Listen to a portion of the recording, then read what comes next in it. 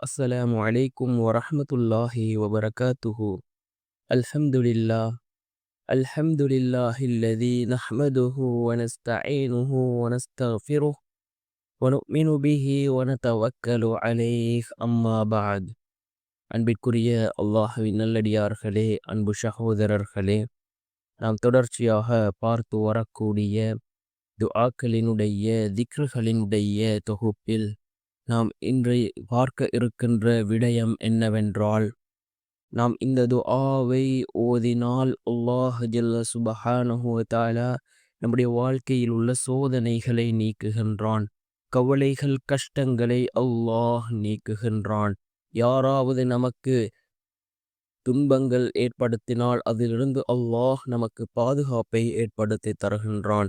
அதே போன்று இந்த உலகத்திலே எல்லா விடயத்திலும் அல்லாஹ் நமக்கு வெற்றியை ஏற்படுத்தி தருகின்றான். அந்த அளவுக்கு சிறந்த அற்புதமான ஒரு துஆவை தான் நாம் இன்றைய வீடியோவில் பார்க்க இருக்கின்றோம். அன்பார்ந்தவர்களே, அல்லாஹ்வின் நல்லடியார்களே, அதிகமானோர் நம்முடைய சேனலை சப்ஸ்கிரைப் செய்யாமல் பார்த்து கொண்டிருக்கின்றீர்கள். நீங்கள் சப்ஸ்கிரைப் செய்து லைக் இடுவதன் மூலமாக நமது சேனலில் உள்ள வீடியோக்கள் இன்னும் பல சகோதரர்களுக்கு கொண்டு போய் சேர்க்கப்படும். அவர்கள் அதனை பார்த்து பயனடைந்தால் அதற்குரிய கூலியை அல்லாஹ் உங்களுக்கும் வழங்குவான்.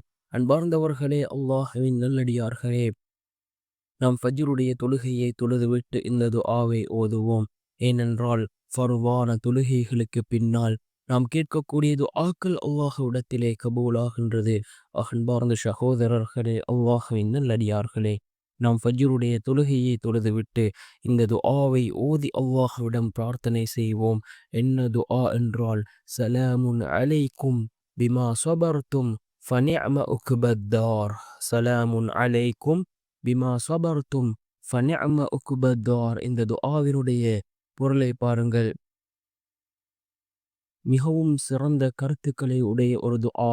உலகில் நீங்கள் பொறுமையாக இருந்த காரணத்தால் உங்கள் மீது சலாம் உண்டாவதாக. எனவே மறுமையின் வீடு மிக நல்லதாகிவிட்டது என்று பொருள்படக்கூடிய அல் குர்ஆனினுடைய 13வது அத்தியாயத்தின் 24வது வசனம். இதனை நாம் ஓதுவோம்.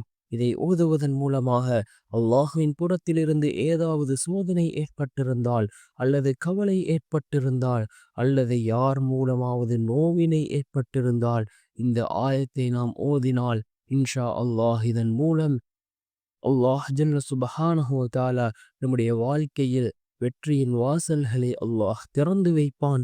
இந்த கவலைகள் கஷ்டங்களை அல்லாஹ் நீக்கி நிம்மதியான சந்தோஷமான வாழ்க்கையை அல்லாஹ் நமக்கு வழங்குவான்.